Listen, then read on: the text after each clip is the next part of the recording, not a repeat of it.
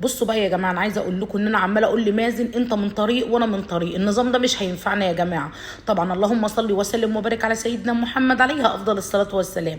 صلوا على النبي يا حبايب قلب ام جنى، يروح قلب ام جنى، يا نين عين قلب ام جنى من جوه.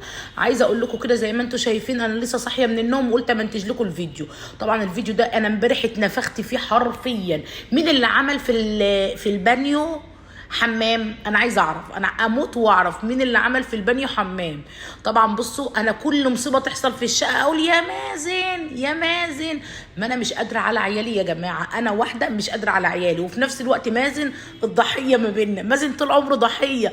بس طب انا اعمل ايه؟ انا واحده حامل ومفروض هولد. انا عايزه اقول لكم ان في ناس بقى هتكتب لي في التعليقات، هو انت كل ما تيجي تتكلمي تقولي لنا انا حامل انا حامل انا حامل. انا عايزه اقول لكم كمان ان انا رايحه للدكتور، مفروض ان انا رايحه للدكتور، بس مش لاقيه الروشته بتاعه اعاده الكشف. المهم عايزه اقول لكم صلوا على النبي كده عليها افضل الصلاه والسلام، وحطوا لايك جميل للفيديو بعد اذنكم، فضلا وليس امرا. انا مش بامر حد يا جماعه، انا بقول لكم كده علشان انا بحبكم، والاخضر حلو الاخضر حلو الاخضر حلو. المهم زي ما انتم شايفين كده، هو احنا نضحك على بعض يا جماعه؟ ايوه. هو انا بشتغل ليه؟ هو انا بطلع اهز طولي واسري وتخني ليه وبعمل لكم روتينيات كده يعني؟ طبعا عشان اخر الشهر راح اقبض. هنضحك على بعض بقى ونقول بقى بنحبكم وبنموت فيكم والكلام ده؟ بصوا يا جماعه، كل واحد خدام لقمه عيشه زي ما احنا ما بنقول. وطبعا انتوا عارفيني، انا في ناس كتير بيقابلوني في الشارع انا ما بكونش عارفاهم والله، بس في ناس بيقابلوني، الناس كلها عارفاني الحمد لله، فضل ونعمه من عند ربنا، لكن انا بصراحه ببقى ماشيه عامله زي برميل. المهم عايزه اقول لكم ان انا بقى هبدا اليوم معاكم من اوله، من اول ما هنفطر. هتفطري ايه النهارده يا ام جان؟ عايزه اقول لكم ان انا من التكييف، من التكييف، كل يوم بصحى من النوم بلاقي زوري عندي احتقان وزوري واجعني، فطبعا ببقى عايزه اشرب حاجه سخنه. فانا خلاص خدت كده، اعتمدتها اعتماد رسمي وكلي وكل حاجه يعني، ان انا اشرب كوبايه شاي بلبن. معرفش، كنت الاول بصحى اشرب قهوه يا اشرب قهوه بلبن، دلوقتي قمت ايه معرفش ايه موضوع، هو ساعات بيجي لي حالات كده غريبه. المهم يا جماعه زي ما انتم شايفين كده، انا علقت معاكم على كوبايه شاي، كوبايتين، لان انا عندي جنى واحمد. احمد بيحب يعمل لنفسه، وجنى وريان عاملين زي بعض، ما بيحبونيش اعمل لهم حاجه، هم بيحبوا وما بيحبوش اصلا يشربوا حاجات سخنه، رغم ان جنى زورها وجعها برضو وريان، بس ما بيحبوش يشربوا حاجات ايه سخنه وكده. المهم يا جماعه، فانا قلت بيني وبينكم مازن جوزي دايما اعمل لنفسي شاي بلبن اعمل له معايا. عملت لي انا وهو، وقلت ايه طبعا انا والله العظيم كنت امبارح ماسكه البوتاجاز ده يا جماعه منضفاه ومخليه فله مفلله كده. جت البت جنى المنيله على عينها، عملت مصيبه فيها. تقولي لي عملت ايه يا ام جنى؟ عملت كنافه بالمانجا، والكنافه طبعا بقت تخرج بره الطاسه، فلقيت البوتاجاز يعني مش متوسخ، هو اتحط يعني، لقيت تحت العيون كده كنافه. قلت والله ايه عشان ما اسيبوش الكنافه تتحرق والبوتاجاز يتحرق، لا يا بنت ايه نضفي البوتاجاز. مسكته نضفته. عايزه اقول لكم كمان بعد ما انا نضفته اقسم بالله العظيم مازن بعد مني حس ان هو عايز يتلمع، جاب الجلانس اهم حاجه الجلانس، خدوا بالكم من حته الجلانس دي. اللهم صل على النبي عليه افضل الصلاه والسلام. ما تصلوا على النبي كده يا جماعه في قلبكم كده، واللي ما حطش لايك يحط لايك ويقول لي ايوه كده يا ام جنى، قومي اتحركي يمكن ربنا يطرح فيك البركه وتولد لنا طبيعي. المهم زلط الواد احمد الوحيد اللي ولدت فيه طبيعي.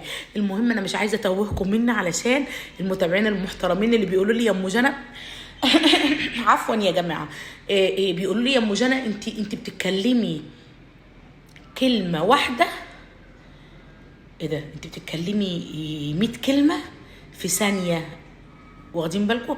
المهم يا جماعه عايزه اقول لكم ان انا هنا كنت تعبانه جدا وحاسه ان انا مش قادره، وحسيت ان انا جعانه يعني. شربت كوبايه الشاي بلبن وكان بسكوتيه كده، ولقيت نفسي جعانه. قلت يا بنتي لا، كلي واتغذي.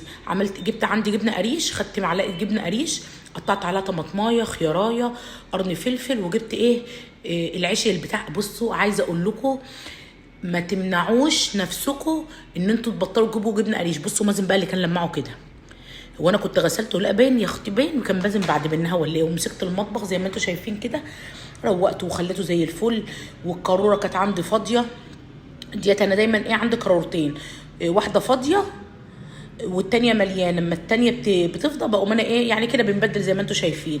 وكان طبعا عندي شويه غسيل حلوين كده. طبعا مازن جوزي عايزه اقول لكم كان في الشقه القديمه بيستعمل الملابس بتاعته ملونه. لما جالي بقى الشقه ديت قال لي بقول لك يا ام جنب، شوفوا انا هنا هقول لكم هنا انا برفع رجلي ليه. انا بعد كده عايزه البس ابيض، فعنت بقى بجيب له ايه، هو هدوم بيضه وهو اجيب لاحمد وريان ايه ملون. تمام. عايزه اقول لكم هنا البانيو معرفش مين اللي عامل فيه تولت ميه حمام. بصوا يا جماعه هي الميه نازله صفرة معرفش ليه.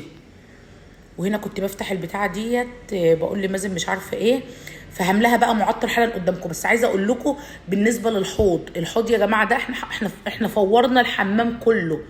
الحوض شلناه والوحده شلناها وشلنا البانيو وشلنا القعده، فورنا الحمام كله من اول وجديد. فطبعا السباك اللي عمل لي الحوض عمله لي عالي، فاللي بيجي بيتوضى بس ما بيعرفش يغسل رجله، بيغسل بقى رجله ايه في الحنفيه وكده. هنا بقى كنت بصوا مسكت ريان بقى، بصوا الجلابيه دي اصلا بقى لها اسبوع وشهر. اول ما شفت الجلابيه دي كانت جديده اقسم بالله العظيم، لبستها مره واحده، كانت جايه لي في ريفيو اعلان يعني وكده.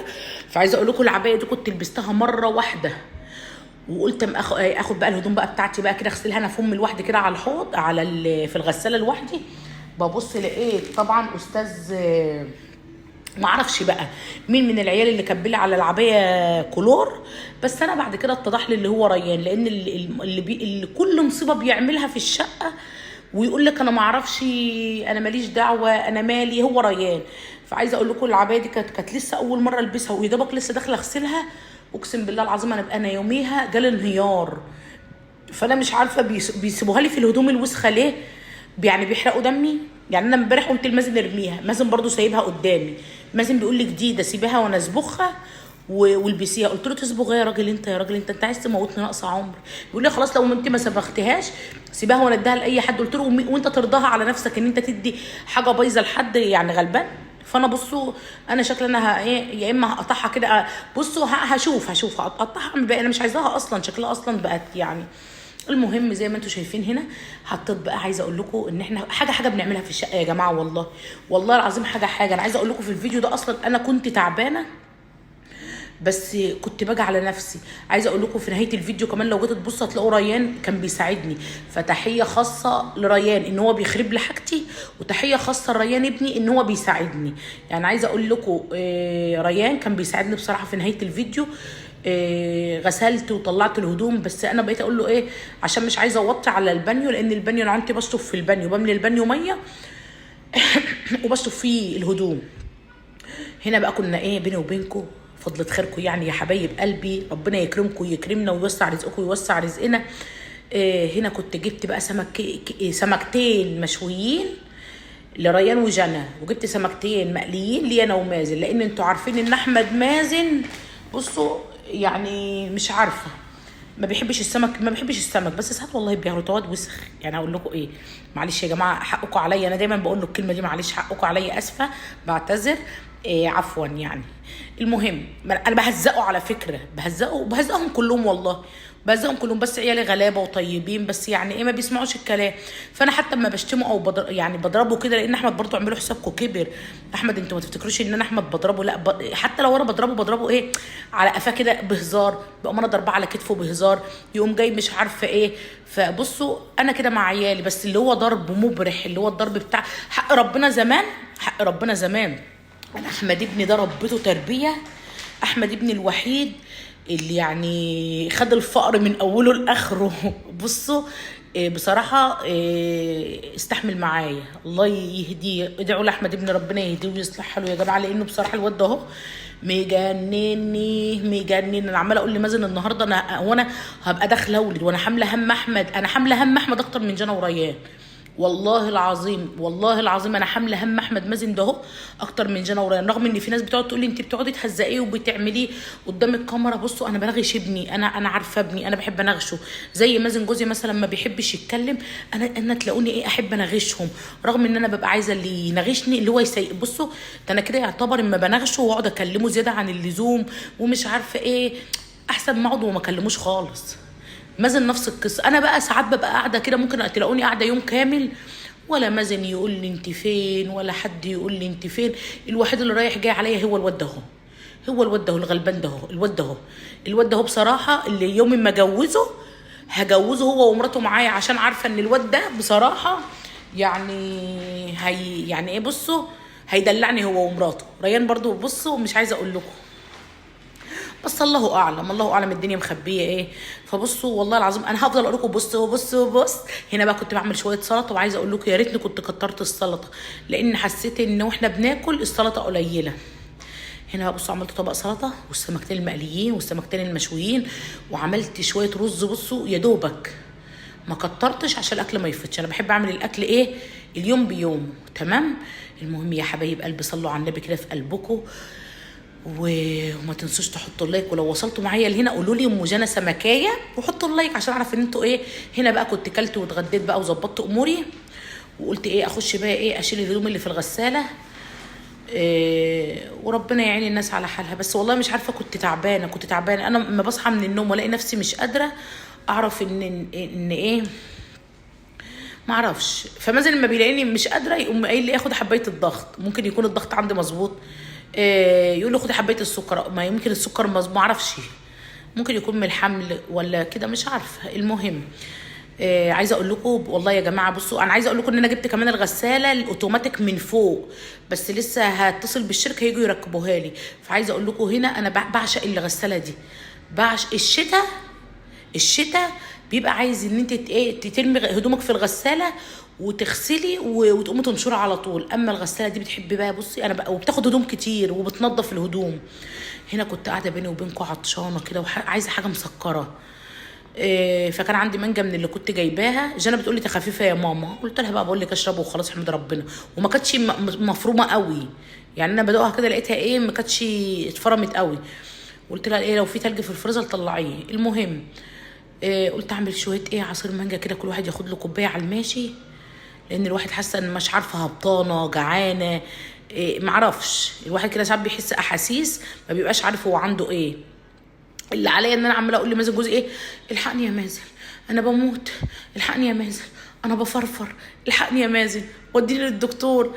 اهو انا المفروض دلوقتي اروح للدكتور، وانا عارفه ان هروح للدكتور الاقيه مشي، والروشته بتاعتي كمان مش لاقياها والله، اللي هي بتاعت اعاده الكشف.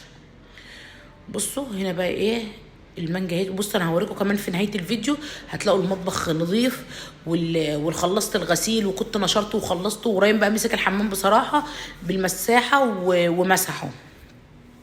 عايزه اقول لكم عمالين يشربوا بالشلامو ده، الشلامو اللي هو الشفاطه دي، كمان المانجا مش مفرومه حلو، فايه فمش راضيه تعدي اصلا.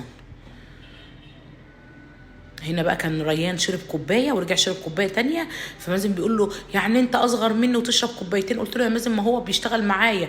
بصوا يا جماعه الميه بقى اللي هي الاخيره ديت كانت فيها البناطيل السوداء، اللي هي اللي فم الاخير ده كان فيه البناطيل السوداء. انا عارفه ان في ناس تقول يا وخي وياي واف وكده يعني، فعادي عادي يا جماعه، عادي بتحصل في احسن العائلات. هو ده نهايه يعني نهايه الغسيل، ما هو ما كانش عندي غسيل تاني، وهو كان شويه هدوم غامقين اللي هي البناطيل. بصوا البناطيل والحاجات السوداء. بصوا ريان ربنا يكرمك يا ريان ويصلح حالك ويسترك ويرزقك ببنت الحلال اللي تسعد قلبك وتفرحك. بصوا عايزه اقول لكم كمان السلات اللي انا جبتها دي جميله جدا، السلات اللي انا جبتها دي جميله جدا جدا. هنا بقى عماله اقول له يا ابني البس الشبشب، كان كذا مره هيتفسخ زي، لان انا من النوع اللي لما بغسل بعمل حاجه بالميه بتفسخ، بس انا قلت له البس الشبشب يا ريان. المهم لو وصلتوا معايا لهنا حطوا لايك واشكروا ريان، قولوا له جدع يا ريان ان انت الوحيد اللي هتشيل امك لما تولد. يلا يا جماعه اشوفوا وشكم على خير ومع الف مليون سلامه. سلام عليكم يا حبايب قلبي.